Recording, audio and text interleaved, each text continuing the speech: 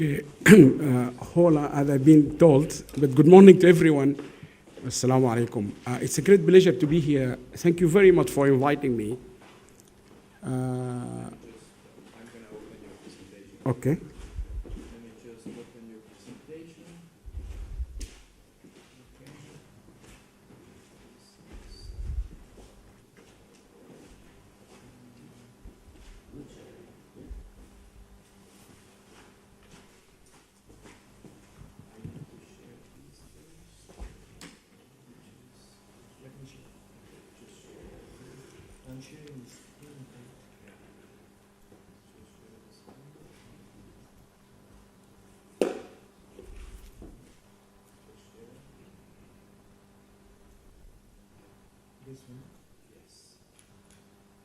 If you also share the sound, okay. Wait. Let me share the sound. Yeah. Okay. There's a tap for sound. On the right, yeah.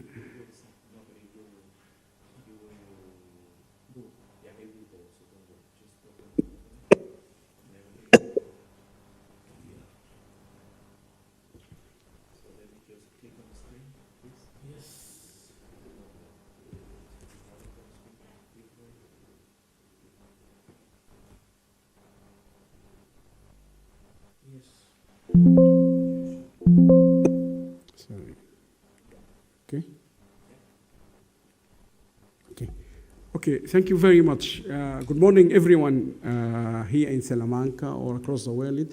It's a great pleasure to be here. Thank you very much for Confab 360 for inviting me. It's an honor for me. And thank you very much to all the organizers. And this is a fantastic university. I've never been here before, but the city, as we shortly have seen it, is beautiful, very historical, and encourage anyone, particularly those in the UK, to come and visit this city. It's a beautiful place. And it's quite challenging for me what I've been asked to talk about, which is major or the recent trends and development in marketing. And those from the business school, they can appreciate this. Business and management, marketing in particular, is fast changing. And particularly over the last 5 years, we have witnessed a lot of development after COVID, and marketing has to respond to that. So it is a big task. I hope I can do my best to try. So I'm going to talk about latest trends and development in a digital world. I always now have been using this word in a digital world to remind myself and anyone else we are in a digital world. So quickly, I will give a quick introduction and background both to WSD and sustainability and marketing, and then I will go into what's happening to marketing in general, both COVID-19, and then I will talk about the transformation, marketing as an academic discipline plus practice has transformed itself to align itself with the digital transformation, and then I will highlight some of the latest development. And now, what I learned 2 weeks ago in London from a doctor presenting at one of our conferences, she said, and I told, I'm going to use your slides so she will know that I am learning. What Anuj said now is really why we do go to conferences. Conferences about networking, learning. You will have the recording. Recording stopped. So what I learned, she said in her first slide, what is this talk about and what is this talk is not about. So I also want you all to, at least from now, understand what is this talk is going to be about and what is not about. It is not about highly technical analysis of marketing challenges and solutions. I'm not here to talk about details about marketing. And if anyone in the room, I know it's a combination of information system, marketing, and other subjects, but if anyone is interested to learn about marketing, I strongly recommend the textbook I have been using for many years now, which is Kotler. I'm a Kotler fan. I've been using it since I was an MBA student until now. I'm sure he might be listening to us from the US now. I recommend this book if you need to have a good background about marketing. At least you're going to read one of his books like Marketing, an Introduction, or Fundamentals, or Essential. But what is this talk about? It's about the future. Everything now has to be about the future and managing marketing effectively, from my point of view and experience. Quickly into background, WSD, there are brochures here for those in here in physical. They can take, feel free to collect one of these brochures, but it's also available online. But we are a global forum. It started in 1999, and we had two missions at that time. One of them is to bring global experts from all over the world, different disciplines. The way we look at sustainable development has to be from a multidisciplinary approach. Marketing, economics, health, care, engineering, and so on. And that's what the United Nations liked about what we do. And I think the Sustainable Development Goals is a true confirmation of what we have been doing for nearly 26 years now. And secondly, we wanted to make sure the research, as my previous speaker have highlighted, is equally shared, and the input to that research is contributing from all over the world. And I always give this example, not necessarily biased to Sudan, but this is a true fact. In Sudan, the country in war now, this country holds one of the top research in mycetoma. It's really top by the WHO. Elsevier in my office showed me mycetoma is a disease, an illness, but it's a top research done in a country, in a third world country in Africa. So that means we need to highlight those people. We need to give them the chance to contribute to the global knowledge system. That's the mission of WSD, and we are very happy to be doing this, I think, reasonably well. Quickly, we've been involved with the UN. This is always I give this an example, we contributed to even think, we've been working with the United Nations, our best friend here, Dr. Petru Dimitriou. At that time, he was the vice chair of the United Nations Joint Inspection Unit about global policy research, how governments should really adopt policy in their research. So I think there's a lot of this, you can see it. Last year, we were privileged to have the Director General of the United Nations speaking at the official launch of our major project, which is called SDGs Universities platform. So we're bringing all universities from across the world to come and work together. And this is an invitation to everyone here watching us abroad. Salamanca, I looked yesterday, I couldn't, but I think we should invite Salamanca, the first one, to join this platform. Quickly, we partner. I can see the CEO of just mentioned that, and even the keynote just before me. Partnership is critical. And Ahmed just said that. We can't do it alone. So we have lots of partners from all over the world, and I encourage you all to join us. For this presentation, I also encourage you to go and look at other freely available data sources. We always use them. World Bank, United Nations Development Program, they have been publishing reports from 1980. So you got 45 years of reports about the whole world, Spain, India, America, everywhere. INSEAD, the Global Innovation Index, and so on, WHO, because you have to talk about health, and then you have the United Nations itself, they've been doing reports from, and the Global Competitive Report. But however, I will remind you, the data for every country is not available like you expect it. If you click a country like the United Kingdom, you're likely to find overwhelmingly the data is there, but some other developing countries you may not. And that's always, I say, is the call for scientists and researchers across the world to help their countries at least complete the missing data. Because without the data, you are simply another person. Everything is about data now. We have experts here. I'm going to listen to people tomorrow about data science, artificial intelligence. Without data, you can't do anything. And that, I think, the major message to take away. Now, to get into the trends in the marketing or major trends, we have to go back to my basic slide. I always use it. We in the whole world, in Spain, in India, I know this is an Indo-Spain conference, but we are global. In some people from Tunisia, Germany, from America. We all went through these three revolutions since many years ago, but we didn't go through them equally the same. So we all went through information revolution, industrialization, globalization. If you look industrialization, Germany went through this much bigger and faster than the entire African continent. Industrialization did not progress in the entire Africa more than 2%. But we all went through all these three revolutions. The last one is globalization, where we are, and I have seen that the talk from Ahmed and others is all about how we are in a global now. Now we are in Salamanca, connecting with people from India, America, people watching us from everywhere. But globalization, the best evidence was COVID-19, and COVID-19 tested all our readiness. And you can see the readiness of countries was not the same. The United States was on the top of the list in terms of its readiness to deal with such a global pandemic. But if you go down, you can see in the middle, India, and you can see countries like China. And this graph tell you how countries have been prepared for dealing with a global pandemic. And that will apply to marketing concepts when I'm going to talk about them now.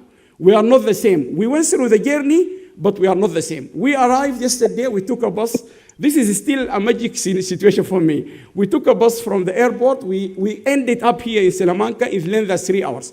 Our colleagues who took the train, it took them more than 3 hours. So that's very strange for someone like me coming from the UK. Always the train is faster than the bus, but in Spain, the train is slower than the bus. Why? I am going to discover this, and if I know the answer, I will tell you.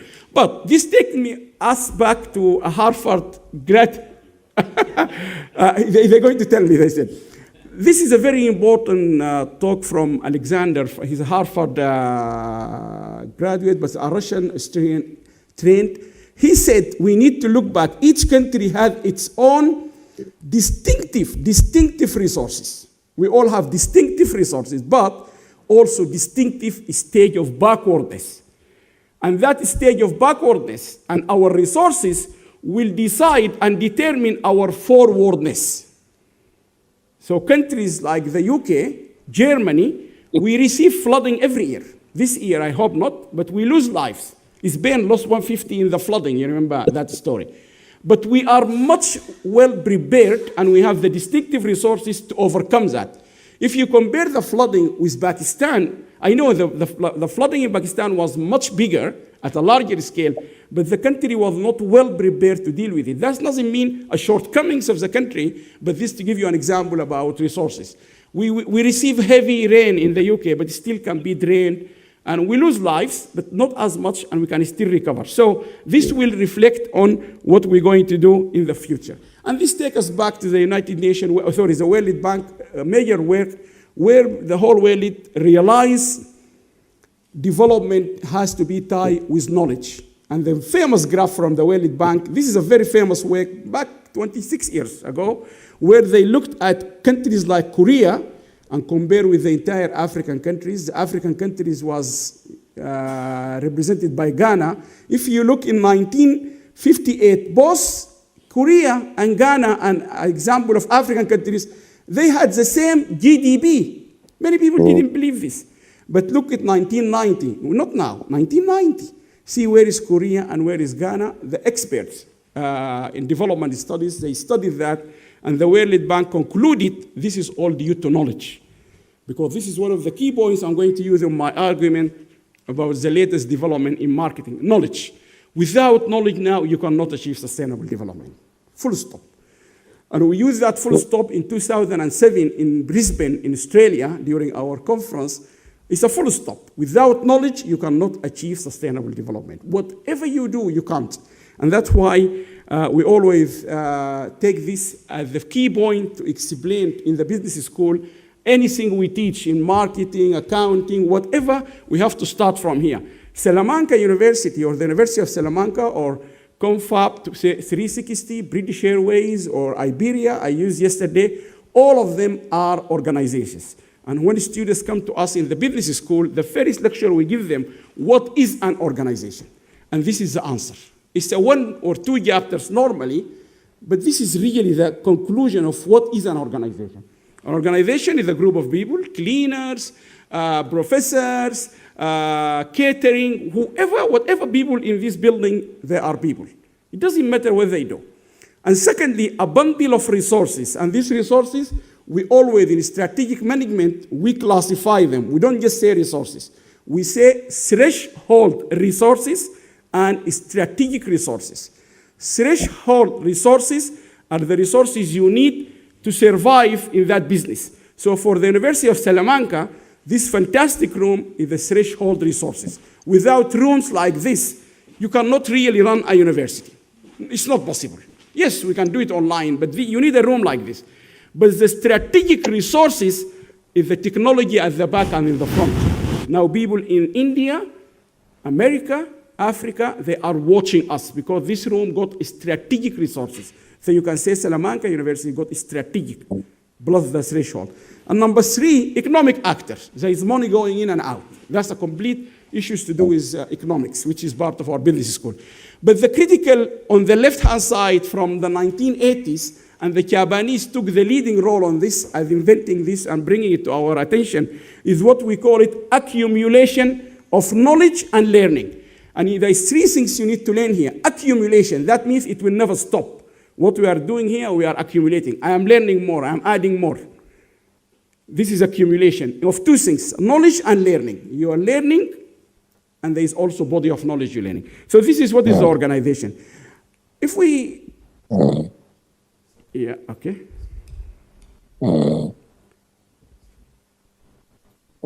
Okay. So for a long time, we learn business is moved from being structured to being knowledge-based. All this background, because I wanted to bring it to you to the marketing. Marketing is not out of this picture. This is how marketing is. It's all knowledge-based now, really knowledge-based. So we moved from structure to knowledge-based. This is an old slide. And now, another final point about the organization, we're no longer worldwide, not here in Spain or in the UK or in India or in Africa. That traditional approach is not working because it does not tie with the knowledge-based economy now, which is you're going to work, we are in work now, and then we will go home. For us, we go to the hotel. But there is something you have to add, which is what have you improved? What did you learn when you leave today, this conference going back to the hotel? There should be an improvement happening. An organization across the world, they should understand that this traditional approach is no longer working because it does not bring that improvement. Improvement needs knowledge, it needs innovation, creativity, and so on. Now, in the basic textbook, strategic management, when we teach this for the students, we will say to the students, in the organization, there are different functions. Some of them, we call them core functions. Without these core functions, we cannot survive. And there are supporting functions. And we try here, I'm just here trying, as I said earlier, if you need more background about business and management, yes, I am very happy to give you textbook to read. But marketing come under the core functions. Without successful marketing department, you cannot survive as an organization. So marketing is the core function. Now, what is marketing? Very quickly, because I have to bring that. It's engaging customers and managing profitable customer relationship. And I always remind anyone listening to this statement, it is a relationship, but it has to bring profit.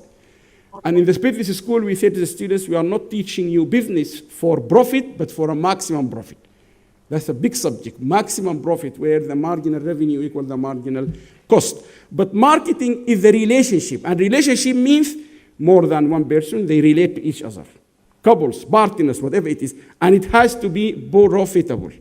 Secondly, how do you do that? By attracting new customers and promising superior value. Now I came with Iberia. I'm going back with British Airways. If Iberia want to attract me in the future to come to Spain, not to fly with British Airways, they need to offer me or to bring something to my mind. They will provide me with superior value. Otherwise, why I'm going to switch from British Airways?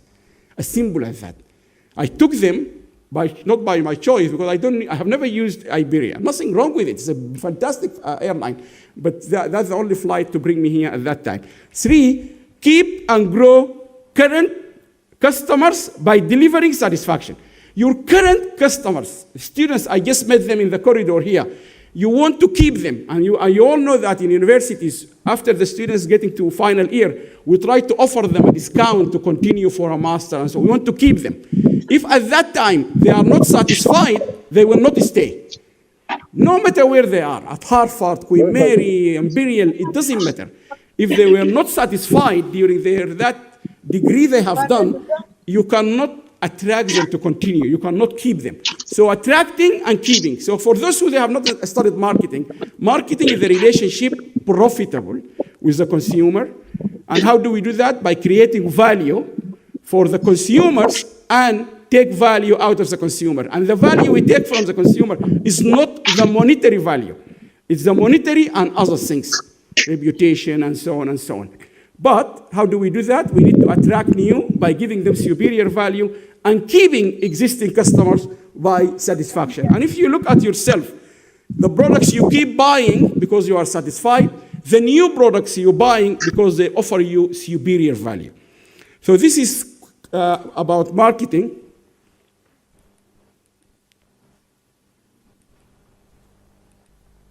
Okay, this is how is it. Process of building profitable customer relationship by creating value for customer and capturing value. And in marketing, whether you are teaching it or you are training it or you are doing it from academic or practical purposes, we always compare these two pictures. I don't have anything with Bank One in the US. I'm not a shareholder. I'm just using the slide. I really like the slide. It's all about happiness, about, yes, can I serve you? How can I help you? Yes, tell me, ma'am, what can I do for you? It's always about this, smile. Marketing is a smile. It's not about that person who is not willing to help you. This is what is marketing. It's always about, yes, tell me how can I help you. Don't worry, just relax. Do you want a cup of tea? And then I'll talk to you. If you have an angry customer in the hotel, the first thing you do, no, what's happened? What's wrong? No. Can you calm down? Yes, what can I get for you? That's the professional marketers in hotel. The airline, the same. Supermarkets, if you have any problems, don't start asking him the problem. Smile. Smile breaks barriers. That's what we believe. So marketing is all about that smile. And remember this when I'm going to talk into digital transformation. Now what happened? We are running after something or someone called target customers. You can't satisfy everyone. They are target customer, business class customer, economy customers, 5-star hotel, 5-tier university. I had a girl when I was leading a project in UAE. She came to me, one of our team. She's from the UK. And she said to me, Allam, I want to ask you private. I said, fine, no problem. We sat down. She said to me, I want to go to London Business School. At that time, 2009, 16 years. I said to her, why just... Said to me, specifically, I want to go to London Business School. I said, why? She said to me, Allam, I want, after I finish that degree, I want to get to one of the top 4 consultants. You know, Deloitte, all these top names, the top 4. And to get to those top 4, you need to start from here, from either London Business School or Harvard, whatever it is. So she knew, so for London Business School, they are targeting people like this. At that time, it was 58,000. I don't know how much is it now. So we always have a target customer who is just wanted to buy for low product, low cost, no margin. Someone want a VIP. Economy class is normally quarter of the business class cost. This one got a customer, this one got a customers. Normally around 25%. Imagine that business class person. And this is the question, what is he paying you 4 times the economy? What are you giving him on the flight? When I asked this question, nice food, Allam. I said, no. Food is food at the end of the day. 5-star or 4-star. Food will satisfy your wants and needs if you give it to him. If you give him fresh orange juice in the business class or you give him a non-fresh one, it's not a massive. I don't pay £2,000 to fly for that just one. But it's a combination of convenience, blah, blah, blah. There's a lot of stuff. So target customers, to target the customer 4 at least. There are 7 or 8 now. Kotler is introducing many of them. But you need to make sure the product, the price, and the place, and the promotion to know about the product is very critical. And quickly, there is a lot of system, and I know people here from information system and others, they are involved in this, and there is a lot of talk about planning system, organization, and implementation. And there is a lot of things about information system, organization system. This is what we have been teaching for many years. Now with the digital transformation, all these things have changed. You also need to take into account any new trends. Take into account intermediaries.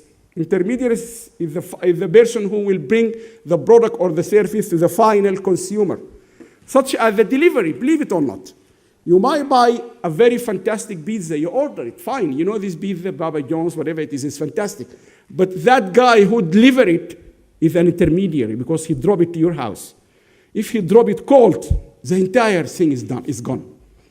If he drop it cold and then he run away to the lift, and then by the time you open it and it's cold, you call the shop, they say, yes, we're sorry, sir.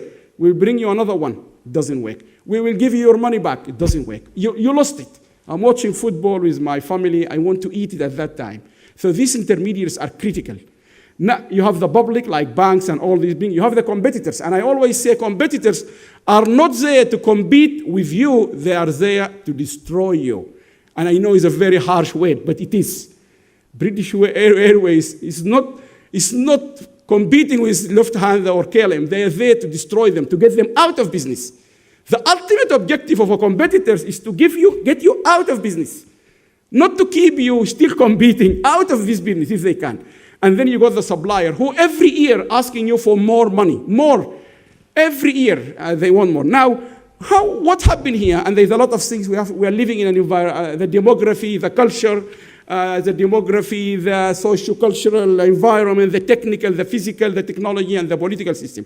Now, the transformation in the last, 6 or 7 years since we have the COVID, number one, COVID-19. COVID-19 is the biggest factor transforming marketing. Secondly, the digital transformation. And there's a lot of experts here so far I met about digital transformation. It changed the whole landscape of marketing. And the third one is consumer expectation. Our expectations are very, very different now. Yesterday, when we took the bus, the guy asked us, you give him the barcode. So as a consumer or us as a customer yesterday, we expect that barcode to work. Otherwise, we will not be here. And then you have the authenticity, trust. We don't give you much chance of trusting you now anymore. It has to work. If it doesn't work, it doesn't work. People now, they can compare information very quickly. Trust is very, very high in the agenda of anyone consuming a product or services. If I buy something, I just saw a program on BBC about these kids' food. Interestingly, our health and safety authority there, they found these products which we buy for our kids, they are exceeding the amount is supposed to be given to a child. So quickly, in the post-COVID-19 and this fast-working business as usual will not work. That's why we are working. Everything we do, marketing is the critical of that. On the left-hand side, when I was a child, or even at the university, long time ago, no one talked about this, but it's very important nowadays. We talk about this. Children, my daughters, my sons, you need to remind them very carefully. We're doing all this so in the future you have the same what I have now. I have 2 mobile. I want you to have enough electricity for you in the future. But we want to tell them you need to be responsible. At the time I was at the university, I didn't have a mobile phone. Now they have. And having a mobile phone, it consumes energy, it contributes to climate change, and it affects their lots of things, screen time and so on. So children need to learn to take responsibility for their actions so that they do not become adults believing that nothing is their fault. Oh, yeah, Dad, this is your fault. It's not my fault. I'm not staying 7 or 8 hours on the mobile phones. And the famous research run by University of East London, Bristol, and a university in Belgium long time ago, 2019, my colleague at that time, they found the amount of live streaming watching of the Despacito song, you know it. Many of the IT people here, they know it. It consumes energy equivalent to 5 African countries. 5 African countries, Burkina Faso and others. This is because 5.6 billion at that time watched this Despacito live. That means consumption of energy, huge. So our kids need to learn that because marketing is now targeting them. So this is why we are transforming. The new normal is all COVID-related. Everything now we do is COVID-related. Changing expectation of consumers, increased competition. If you ask airlines after COVID, why your prices are so expensive, there's no any excuse. The only excuse, we know it, and I know it, you know it, because they want to compensate the loss of money they incurred during the COVID-19. The first business to really struggle and suffer from COVID was airlines. Because this airline, they were somewhere back in an airport. So when after COVID, they start to compensate. They're charging very expensive. You take a flight from London to Riyadh, I have seen this. The economy class is almost empty. Still, the ticket is very expensive. They can't sell it cheap. You fly to Tunisia, 2 hours, £400. You have to really find offers very difficult now. Why? Because they want to compensate. Flights are empty, but still they have to make money. So competition is very high across the whole world. And for those in marketing, they understand what is competition. Reduction in income. UK is one example. We're struggling in the UK. Our salaries, our everything are not enough to buy food and so on. Changing technologies, the rise of online shopping is affecting us. Very quickly, I know this word, and this is from one of my colleagues, he's Tunisian, one of the experts on data science, Rabi' Saidi. He said, all people really need to distinguish between these three terminologies: digitization, digitalization, and digital transformation. And what is digitization? Really, there are three terminologies when it comes to digital. Digitization is the process of making the information available and accessible in a digital format, picture, graph, whatever it is. You can send me in a WhatsApp. Everything done here on the WhatsApp. So that digitization, transforming this information into something digital, I can have it. Then you go to digitalization. That digitization and digitalization is the process of considering how best to apply digitized information to simplify a specific operation. Then when we go to the last part of it is digital transformation. This is what we're going to hear a lot about it, is the process of devising businesses. Now we're talking about businesses and applications and so on. Applications integrate into the digitized and digitalized applications. So this is three stages you need to know before you use them in marketing. The rapid growth of digital marketing, faster growing form of marketing. Everything, the fastest growing part of anything called marketing is really the digital marketing now. The fastest, no question about that. Digital marketing becoming more internet-based. And that's why I always argue, any country I go, it is an internet if the major thing country should focus on. It's not about Apple. Apple, yes, surprisingly, one of my colleagues, Professor Mariana, went to the US Congress and told them in the Congress, this iPhone really like a brick, like the brick of the wall without the internet. Your fantastic iPhone, we keep sharing pictures all this morning. People watching us now, I can see in front of me, people from the US, from Sudan, from Kuwait, they are watching not because of the technology, but because of the internet. And who is investing in the internet is the government. Apple doesn't invest in internet. Zain in Kuwait or in Sudan is not investing in internet. The government.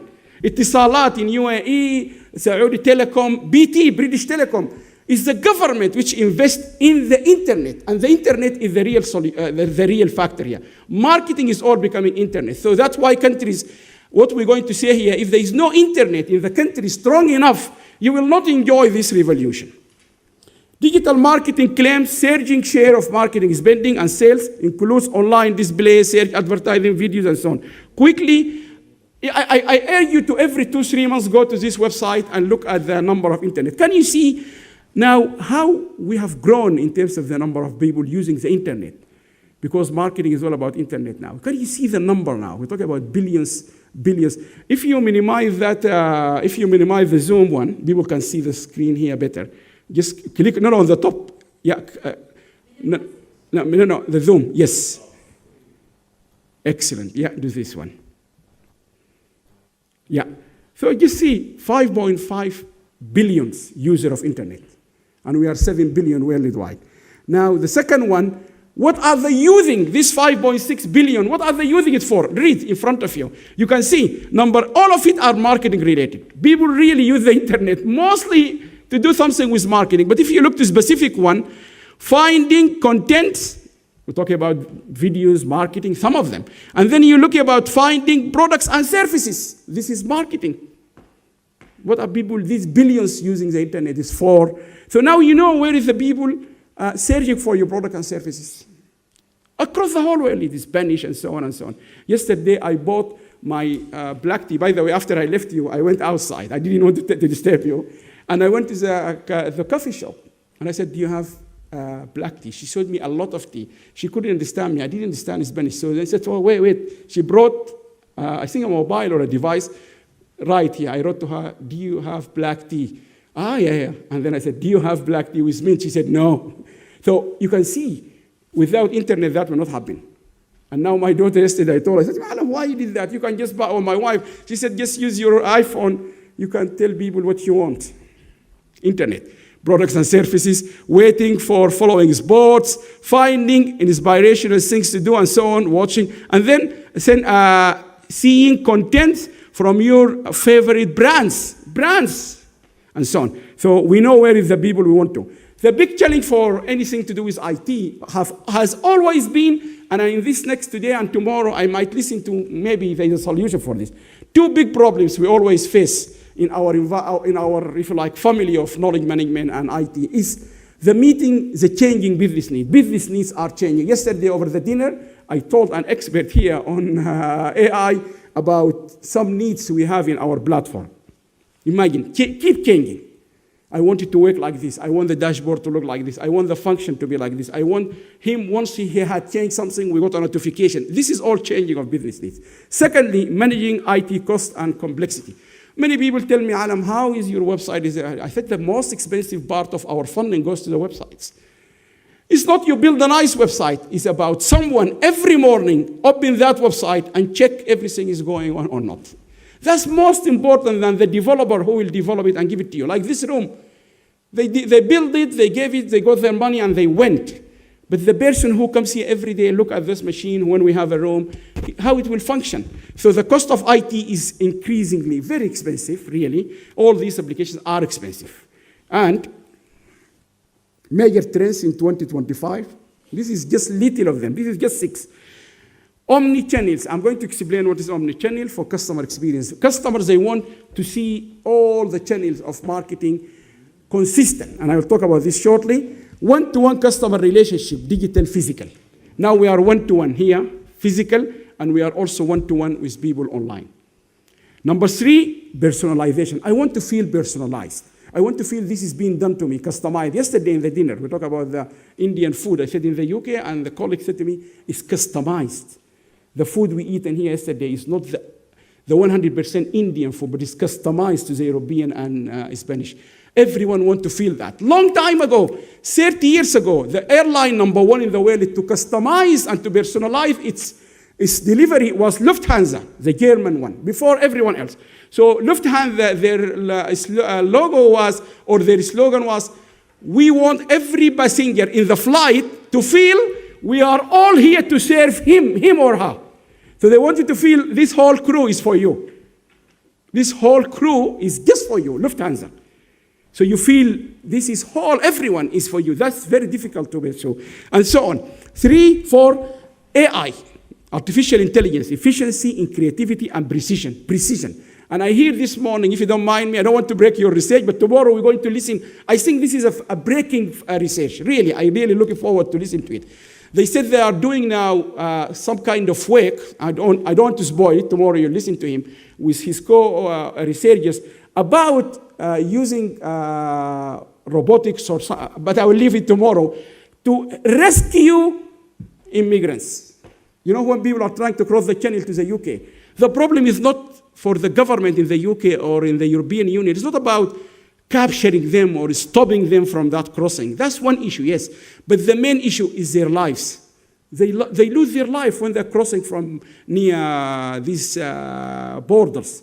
Imagine what they are doing here, and I'm pretty sure this will be a breaking research. People will speak it, United Nations government. They want to rescue them by robots or something to find where they are. Because number 1 priority is not capturing them to take them to jails or to send them back. No, it's to rescue them because they lose. We have lots of stories every day in the UK about children, families. I met a family.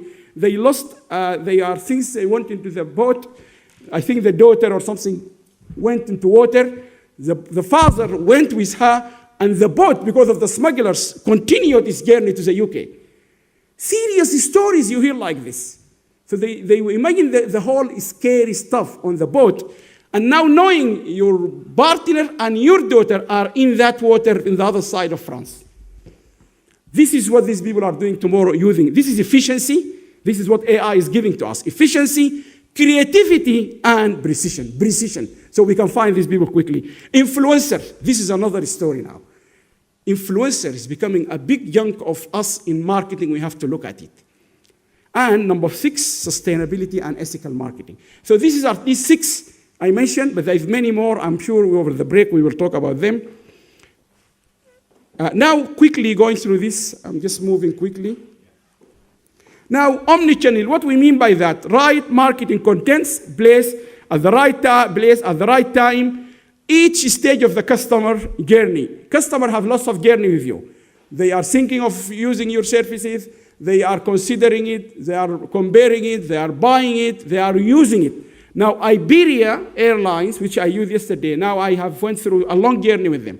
Since the ticket was sent to me, I looked at it, I looked at the website, I went to the booking, blah, blah, all that. Now I arrived, it went on time. So it's a long journey. So customers want this all to be consistent across all the marketing channels, whether online or on my app and so on. We need to ensure the brand messaging is consistent and cohesive. So everywhere I see Iberia or British Airways, the brand consistency and cohesiveness has to be the same in every channel.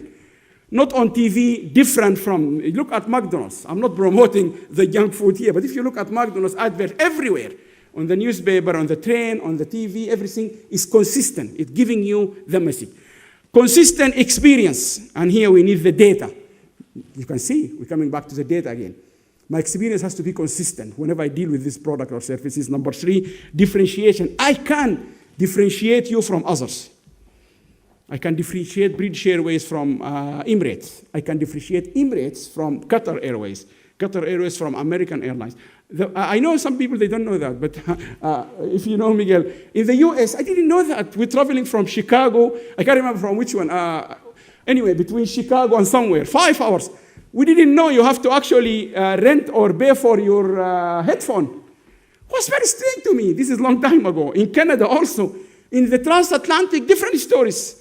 So how do I differentiate airlines? This is another thing, will give you the omni-channel. And the final thing, technology, unified message. Technology can help you to have a unified message. This is a famous story. I'm sure in Spain here you are using it across the world. Airbnb. What is Airbnb? I am in the UK, I'm traveling over the summer, or I got another job in America, I'm going to rent my flat. But I don't want to take all my stuff out of the flat because I might come every 2-3 months, I might stop over, whatever it is. So what is that? I'm renting my existing home. That's what is Airbnb, as simple as that. So it will have to be cheap. But the problem is you want the guest to make sure he or she can take care of your stuff. At the same time, he uses them, washing machine, kitchen, blah, blah, blah. So it's a relationship, but it needs to be cleverly managed. So the person who invented this, the CEO, Brian, he said to his team, the best way to understand how this can work efficiently, we need to go and stay in these properties to try to get the feel of the property. It's not a hotel. Because here is scattered. There is an internet, there is a Wi-Fi working, and they have to give you the password. There is a washing machine. You can wash your stuff there while you are going out on your tourism. I stayed on some of them. If you have stayed, you can see the different experience than the hotel. So he said we need to stay in these properties to become very close to our customers. How he can survive in this room, in the bathroom. You're going to use towels. He will give you towels and so on and so on. Different style and so on and so on. Cleaning and so on. So you need to stay very close. The trend now, you really need to be very close to the customer. Amazon is a good example. Amazon is not just a company delivering products and services. This flag, when Anuj told me we need a flag, please bring a UK flag. Yes, we ordered it like 4 o'clock in afternoon. We got it on Sunday, because I traveled here yesterday, on Sunday around 6, 7 o'clock at night. They're part of your life now. Amazon is part of families now in the UK. It's not a company delivering things. You can compare products and services, and they give you 100% guarantee of return. And there's a lot of places where you can return your stuff. You trust them. They say one day to a premium, I have a prime one. Tomorrow is tomorrow. They never failed that easy. So they become part of your life. They're part of your TV, of your Wi-Fi in the house. They're not just a company. This is what marketing now. You need to be part of the family, part of the consumer. If I'm traveling, Airbnb, I know it. I know how it works because I need to select location. I know how accurate the location they give me on the map and so on and so on. You know, in lots of complaint before, when you look at hotel pictures, beautiful rooms, but when you actually go, they are not the same. AI, quickly, I mean, to give it very simple to those who they haven't studied AI, they heard about it. AI is the study of how to make computers, yes, do things that people, for the moment, are better in doing. So you want them to do things better than you. That's what you want them to do. And to do that, there's a lot of body of knowledge in this. It's not about automation. I'll tell you why. It is more about customer experience or interface. It's about regulation and compliance, because they're going to be using people data. So the regulation and compliance. I went to Oxford University to give a talk, 2018 or 19, I can't remember, 18 or 19. And this video recording did not go at Oxford University, because Oxford University is so strict on any video. You have to go by the European law. You have to get anyone to sign. He is happy for this to be recorded. Finally, we didn't have a recording. So the only recording I have is by mobile phone, but officially they can't. So regulation has become very tough, particularly in the European Union. I know in America and other places, but in Europe, we follow this very stuff. It is about augmenting, not replacing human intelligence. I keep telling people, we are not here to replace you. We are here to improve your productivity, to let you do better job, which means better income, better, not to get rid of you, no. All AI is about customer experience, scalability, compliance by design, and then cost. AI holds enormous potential for businesses, enhancing marketing and competitiveness. These two important words, enhancing the marketing and competitiveness. AI will do that. AI and machine learning, this is again a very important terminology. I know that you're going to hear a lot about machine learning, are utilized to analyze large amount of data and identify patterns. How do people behavior, patterns, and insight to help decision-making process on marketing. AI can also be used to develop personalized customer experience adjusted to unique needs of individual customers. That's why if you fly with Emirates, for example, to Australia, in the next 3, 4, 6 months, up to 1 year, they keep sending you exciting thing about Australia. They will test you. Did you just go there for a conference and that's it? Or you like to go to the Gold Coast, you enjoy that place, you have a family tie. After 1 year, the system will start to learn, you just went there for a purpose. So they will not send you more adverts about that Australia. That's how they do. But within Europe, you don't get, you will get and then stop, because we travel a lot to France, to Germany, everywhere. So it's different. So the AI will start to manipulate this. Two things, I'm sure you all agree with me. We need to distinguish them, particularly in marketing purposes. There is a terminology called invention and innovation. There are two different terminologies. Invention is bringing something that never existed before. Like when we have a telephone, it was an invention. But innovation, how to make that item, product, or services do like the Apple one. What is the Apple one? Is smart. The Apple phone, when it came, it was just simply a smartphone. That's what is it, a smartphone. I was reading an article early morning about how one of our colleagues from the US, he said, we're going to no longer have a smartphone, they will have an AI-driven phone. Now there's not even going to be a smartphone sooner. I was reading this morning. So let's distinguish between invention and innovation. Most of the study we teach at universities is about innovation. And these four figures, they are from Professor Joe Titt, one of the pioneers in Sussex University. He's retired now, or he's emeritus professor. Famous textbook on innovation management. He said 85% of new ideas never reach the market. Imagine 85% of new ideas, they never reach the market. Customers don't want them.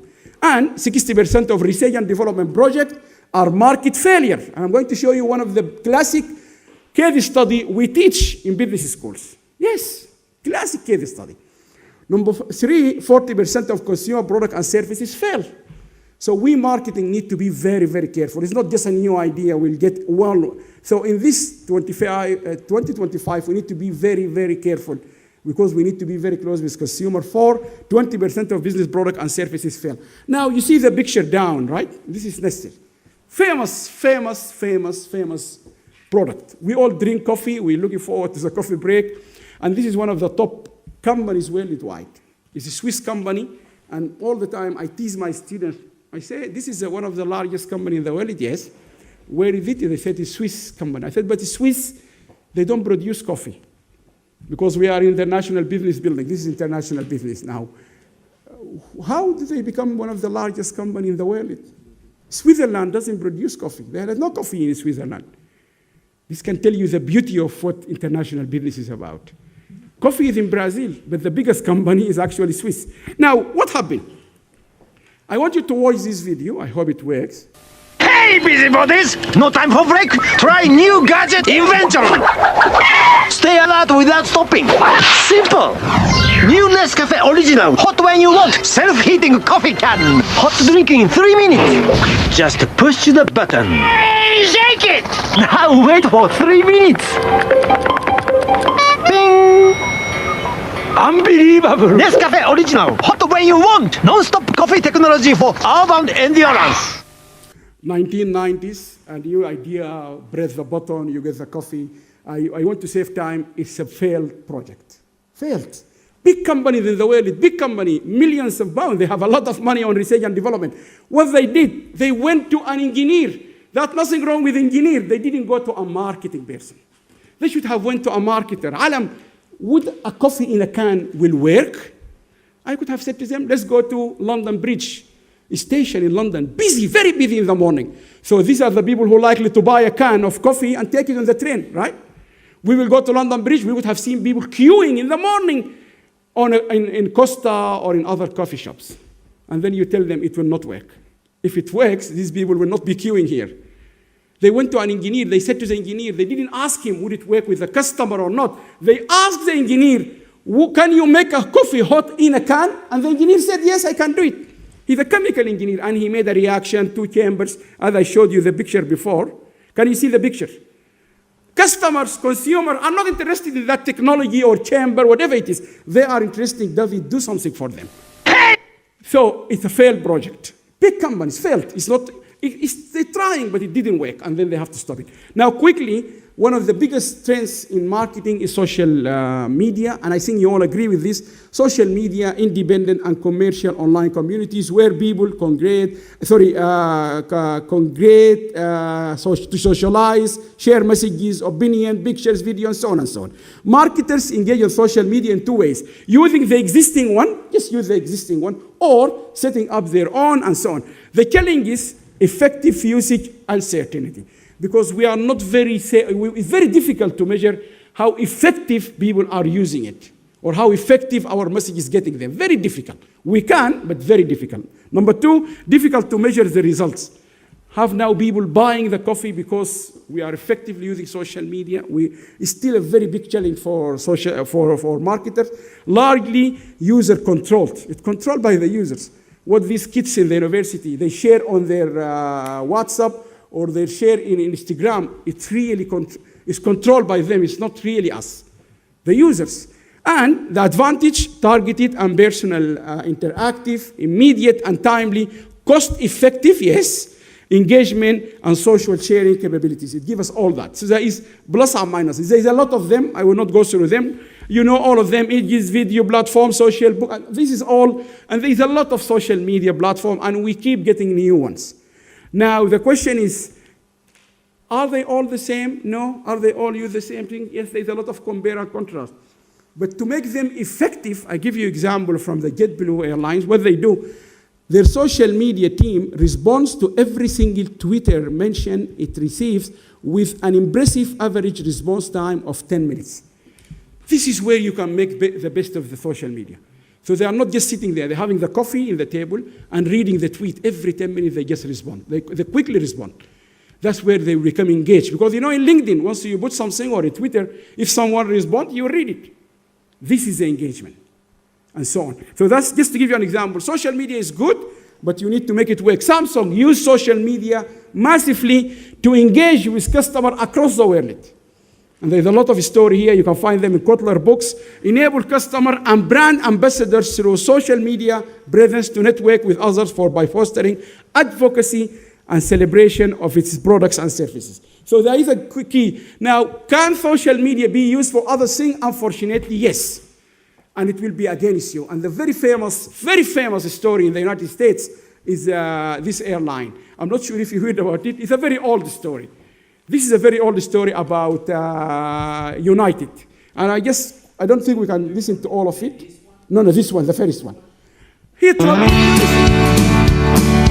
where social media can be against. I flew United Airlines on my way departed Halifax, connecting in Chicago's O'Hare. While on the ground a passenger said from the seat behind me, "My God, they're throwing guitars out there." The band and I exchanged a look, best described as terror, at the action on the tarmac, and knowing whose projectiles these would be. So before I left Chicago, I alerted 3 employees who showed complete indifference towards me. United, united, you broke my Taylor guitar. United, united, some big help you are. You broke it, you should fix it. You're liable, just admit it. I should have flown with someone else or gone by car. 'Cause United breaks guitars. When we landed in Nebraska, I confirmed what I'd suspected. Mike Taylor'd been the victim of a vicious act of malice at O'Hare. So began a year-long saga of pass the buck, don't ask me, and I'm sorry, sir, your claim can go nowhere. So do all the airlines people from New York to New Delhi, including kind Miss Earlwig, who says the final word from them is no. I've heard all your excuses, and I've chased your wild gooses, and this attitude of yours, I say, must go. United, united, you broke my Taylor guitar. United, united, some big help you are. You broke it, you should fix it. You're liable, just stop this publicity, and he said no. Finally, he accepted them to pay that money to a charity. This is him talking, but we're not going to talk. But just show it. You can see it. Yeah, quickly, just. Hi everybody, I'm Dave Carroll and I'm coming to you from an undisclosed warehouse somewhere in Nova Scotia, Canada. And I would like to express my deep gratitude to everybody in the world who's been supporting United Song 1 the way you have, which is more than I ever could have hoped, especially after 2 days. United has been in contact with me and they've generously, but late, offered some compensation, and I'm grateful for that, but as I've said before, I'm not looking for compensation. And if they would choose to give that money that they were thinking I might want to a charity of their choice, I'd be very happy to see that happen. I'd only ask that they share the news with us as to where that money went. Yeah, so you can see the power of social media.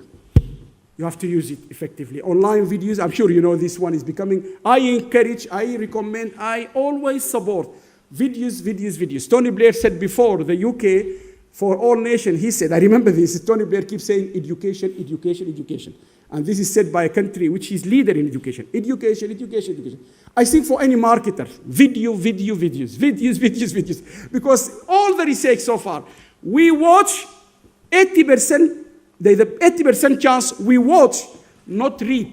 We are no longer a reading global community. They want to watch. If you can make that story in a watch. Video in marketing, 1 to 1.5, maximum 2 minutes really. So there is a big story now. University is teaching you how to make the story. The big important thing is not the tech and everything, it's the story.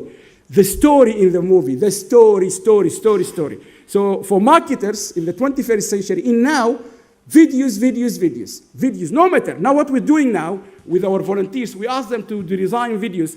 We give the task to 10 of them, and then we compare between them. So they are learning story, story. So videos are higher engagement rates than any other static post.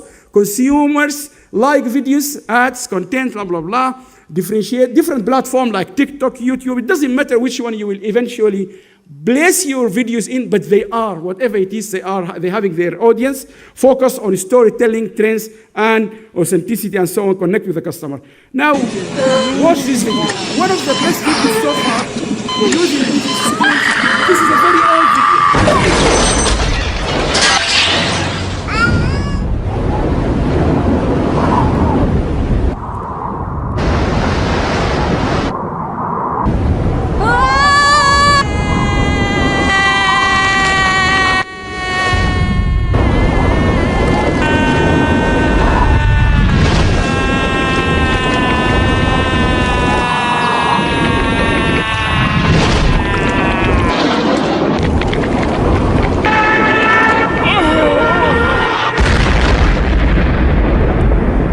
Every time I play it, the students ask me to do it again. But because of the time, I'm not going to watch it again. But the whole idea, the video is telling you this product is for everyone. So when you go to, and your daughter say, Dad, I want to buy it. In the UK, last time I remember it was £800. It's almost $1,000. You will say, no, it's too much. Your daughter or son will say to you, Dad, it's not just for me, it's also for you. Mom, you play with it. This is the advert. It's for everyone. But it took them time. The graphic, the way it happened, yes. But you need to have the story and sit down with those people. The technician, the technical people, they can do anything. But they need you to sit down with them. As a marketer, I never give any video under my control to someone. I will say, okay, can you design a video for our conference? No. I engage. I sit down with these people. With Zoom, sit down first. Tell them what do you want it to feel. Tell them who are the audience. You cannot just say, oh, a bunch of academics. That doesn't make sense to a graphic designer. Do you want it classy, simple? Are they young, they're old, girls, boys? This story, if you give them to the technical, the same like web design. Don't just buy from the shop or tell them, oh, design a website for us. Engage with them, so on. Now, influencers, I'm sure you agree with this. We don't want to spend time in a highly engaged audience authenticity. Sustainable marketing, I'm sure you all agree. The problem now you have to take into account in the 2025 trends, sustainability and ethics playing a significant role in purchasing decision. Majority of customers prefer brand aligned with their values. Yes, we do. In the UK, people are taking this very seriously. If you are not really aligning yourself with the sustainability agenda, because people, they see it. People, they feel it. They lost people through flooding, climate change. They know it. They know what is obesity. They know how the recycling. Every day in the big BBC News, we watch programs of how people now, athletics, volunteers, on the small rivers space in the UK, in London, cleaning everything from that small one because they can't enjoy swimming. Swimming now, we can't enjoy it in our own rivers. So people understand it fully now. And I remember there's a volunteer of postgraduate students. They took the mission of going through all the UK beaches, cleaning them. A lot of people understand what is the problem. So they really want products and services in line with their values. So you can't really get out of this. In hotels, green hotels. So sustainability is people are well educated now. Quickly, transparency. You need to show them source. Many times I was on TV asking me, Allam, if there is a source about these products which they said is green, you really have to have a certificate from a professional body. I went to Qatar for the IATA conference, 1,000, all airlines, American, Indian, Australian, everyone. And I asked them, this amount of money you pay to elevate the CO2 you are producing to this planet, do you know where is it going? They said, no, we just pay it to a company in the Netherlands or whatever it is. So people are aware. So McDonald's has responded to these sustainability challenges by diversifying into salads, fruits, grilled chicken, low-fat milk, and other healthy fare, including Happy Meals. You can see, because they know they are contributing to obesity health, but they have to, now they sell salad, fruits, and so on and so on. I'm sure you all know that. Again, needs of consumers are now being measured against needs of business. Of course, in marketing, we teach, as I said earlier, you can go to the book, we teach marketing concept, the strategic planning concept, the social market concept, but now we teach students also sustainable marketing concepts.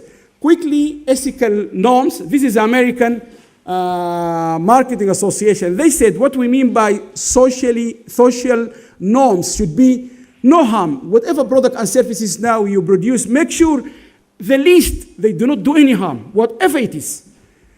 So these are challenges for you now. If companies or people find you doing the products are causing any harm, it's so difficult to bring them back.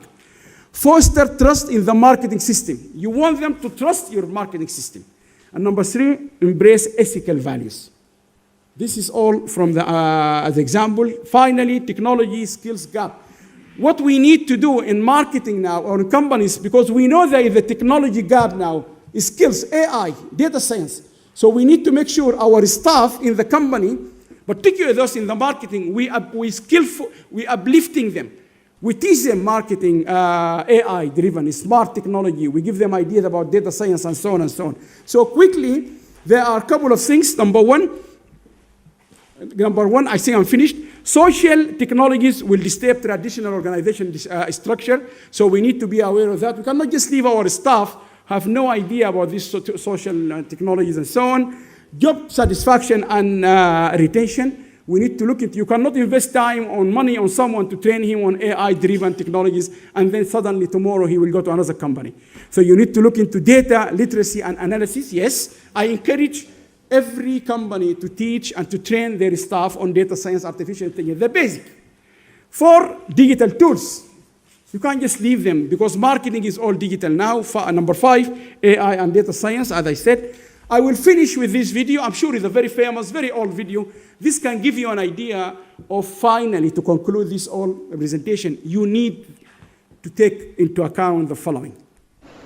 People say you have to have a lot of passion for what you're doing, and it's totally true. And the reason is because it's so hard that if you don't, any rational person would give up. So you have to love. It's really hard, and you have to do it over a sustained period of time. So if you don't love it, if you're not having fun doing it, and you don't really love it, you're going to give up. And that's what happens to most people, actually. If you really look at the ones that ended up, being successful, unquote, in the eyes of society, and the ones that didn't, oftentimes it's the ones that are successful loved what they did so they could persevere when it got really tough. And the ones that didn't love it quit because they're sane, right? Who would want to put up with this stuff if you don't love it? So it's a lot of hard work, and it's a lot of worrying constantly. And if you don't love it, you're going to fail. So you got to love it. You got to have passion.